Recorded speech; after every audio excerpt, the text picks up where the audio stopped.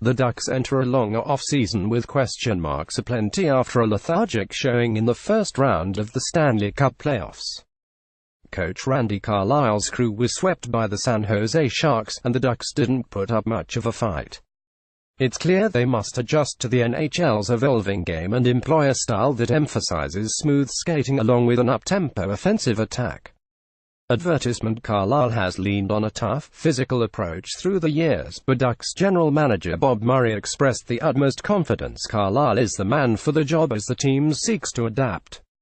"We have a couple of guys, let's face it, were never great skaters," Murray said Saturday at Honda Center during his exit interview with the media.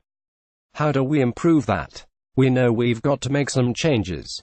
The plan doesn't necessarily involve acquiring quicker players."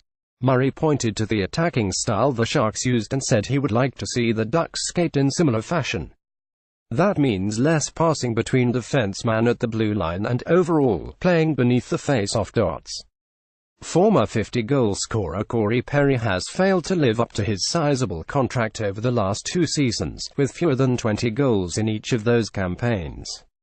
He's owed $9 million in 2018 and $24 million total over the final 3 years left on his contract. "Corey's got to buy into some more things in the off-season," Murray said. "He's got to buy into playing fast. Hopefully I can give Carlyle a healthy hockey team to start the year to see if they will change. The team should be buoyed by a healthy Ryan Kesler, who had major surgery on his hip last summer.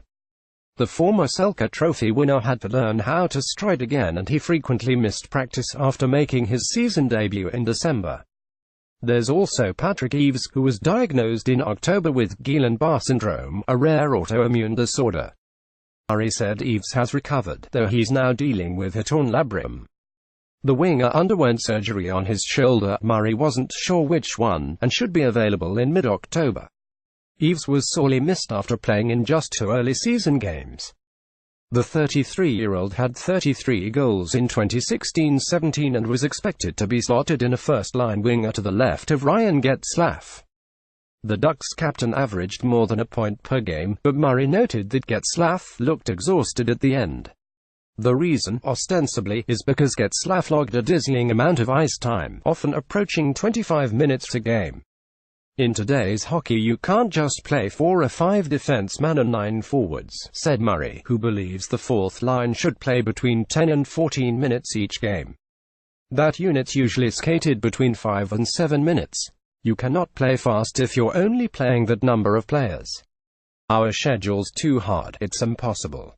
So we have to change some things," he added. Thomas Hertl of the San Jose Sharks and Rickard Rakell of the Ducks battle for control of the puck in a recent playoff game. Theron W. Henderson, Getty Images. Murray reiterated there won't be a change on the bench.